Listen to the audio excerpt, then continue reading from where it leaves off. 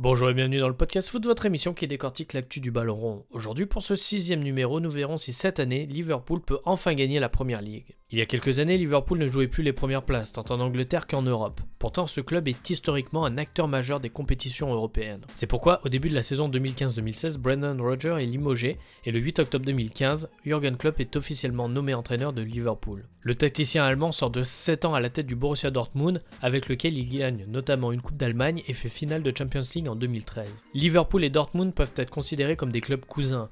Tous les deux font l'objet d'une histoire riche ainsi que d'une ferveur populaire impressionnante.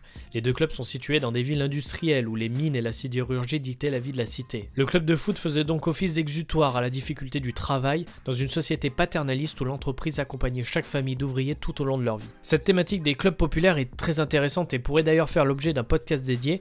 Dites-moi en commentaire si ça vous intéresse. Donc, Klopp reprend le club au début de la saison 2015-2016 et donne un nouveau souffle aux Reds. La première saison, l'équipe finit 8ème du classement de Premier League, mais surtout réalise 2 finales.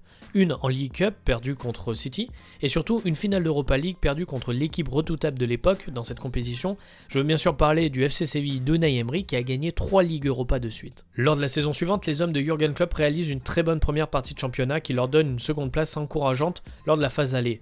Mais après un début d'année 2017 compliqué, les Reds laissent de la place à la concurrence et terminent finalement 4ème du championnat, leur offrant tout de même une qualification directe en phase de poule de C1 l'année suivante. Lors de la saison 2017-2018, Liverpool redevient un acteur majeur de la Ligue des Champions en jouant une finale après avoir éliminé successivement le FC Porto, Manchester City et la Roma.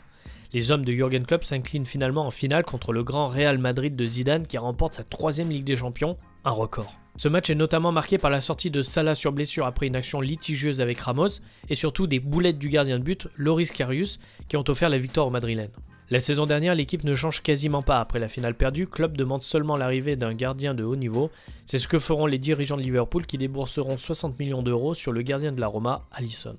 La saison 2018-2019 commence donc avec une équipe relativement stable et très vite en Première Ligue se dégage un duel entre deux équipes, Manchester City et Liverpool. Les Reds feront une partie de la saison en tête avec parfois une certaine avance sur les Citizens, mais à la fin de saison, Liverpool terminera second à 1 point de City avec 97 points, un record pour une équipe non sacrée en Première Ligue. Mais si Liverpool a trébuché en PL, les hommes de Jürgen Klopp feront un parcours exceptionnel en Ligue des Champions puisqu'ils gagneront la coupe aux grandes oreilles dans une finale 100% anglaise, les opposant à Tottenham qui vivaient eux leur première finale de Ligue des Champions. Cependant, malgré la Coupe d'Europe, on sent une certaine frustration de ne pas avoir pu gagner le championnat anglais et en parallèle, on avait cette impression pour City comme si les deux clubs n'étaient pas satisfaits de leur palmarès respectif et que si on leur avait donné le choix au début de la saison, Liverpool aurait préféré gagner le championnat et City la Ligue des Champions.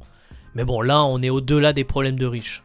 Cette année, Liverpool pratique considérablement le même football que l'année dernière. Cependant, sur le plan offensif, l'équipe semble moins impressionnante que l'année précédente, mais son efficacité devant le but est remarquable. Il lui arrive de remporter des matchs à la dernière minute. L'équipe ne lâche rien et pratique avec rigueur le célèbre gegenpressing cher à Klopp.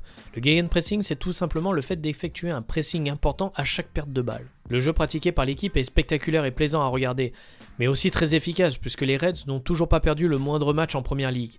Après 12 journées, Liverpool est premier avec 11 victoires et 1 nul.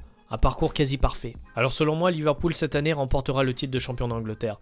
Je pense que City est très intéressé par le titre, mais à choisir entre la Champions League et le championnat, City choisira la Coupe d'Europe et Liverpool le championnat. Cependant, Liverpool a plusieurs concurrents dans la course au championnat. Tout d'abord, Leicester est actuellement second et pourrait refaire le coup de 2016. Chelsea peut aussi être un concurrent. L'équipe entraînée par Frank Lampard et privée de recrutement cet été s'en est remis aux jeunes du centre de formation et l'équipe enchaîne les bons résultats à la grande surprise générale.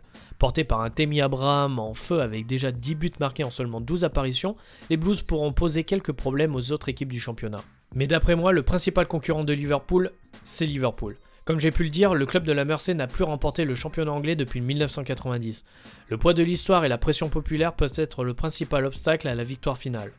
Mais cette année, Liverpool a gagné en expérience. Avec une Champions League en poche, les hommes de Jürgen Klopp semblent plus sereins et plus calmes car le scénario du match leur est défavorable. Ils arrivent à inverser la vapeur et remporter des matchs dans les dernières minutes de jeu. Et puis il faut bien le dire, l'équipe est incroyablement forte. Chaque joueur est intrinsèquement doué techniquement et fort mentalement. La ligne d'attaque composée de Mané, Firmino et Salah est pour moi la meilleure d'Angleterre, voire du monde. Fabinho en numéro 6 est l'illustration même de ce qu'est un excellent milieu défensif. Et alors que dire de Van Dijk en défense centrale? Quand Liverpool l'a acheté 84 millions d'euros à Southampton lors du mercato hivernal en 2017, je ne sais pas s'il s'attendait à ce qu'il devienne très rapidement le meilleur défenseur central. De plus, le management de Klopp est réputé comme étant difficile au long terme, mais après 4 années, ces hommes semblent plus que jamais adhérer au discours et fournissent les efforts nécessaires sur le terrain. Ce discours est bien entendu plus facilement acceptable quand les résultats suivent, et pour Liverpool, c'est le cas. Voilà, pour conclure cet épisode, je pense que Liverpool arrivera tout de même à vaincre la malédiction et remportera la Première Ligue, et je me permets même de penser que si ce scénario se produit, Klopp partira, à la manière d'un certain Zinedine Zidane, car le boulot sera achevé, le tacticien aura remis Liverpool au centre de la carte au niveau du foot anglais et même européen. Ce sentiment est renforcé par le fait que le Bayern, en difficulté cette année, semble très enclin à voir l'entraîneur allemand officier en Bavière pour à nouveau faire du Bayern de Munich, un grand club européen après les récentes déroutes. Voilà, c'est déjà terminé pour ce 6e épisode du podcast foot, j'espère que tu l'as aimé, si c'est le cas n'hésite pas à t'abonner, à le noter et à le partager à tous tes amis fans de foot. N'oublie pas aussi de suivre le compte Insta le podcast foot afin d'être tenu au courant de toute l'actu et de la sortie des nouveaux podcasts. Sur ce, on se retrouve très vite pour un nouveau décryptage de l'actu du ballon rond, sur ce, ciao, bye, peace.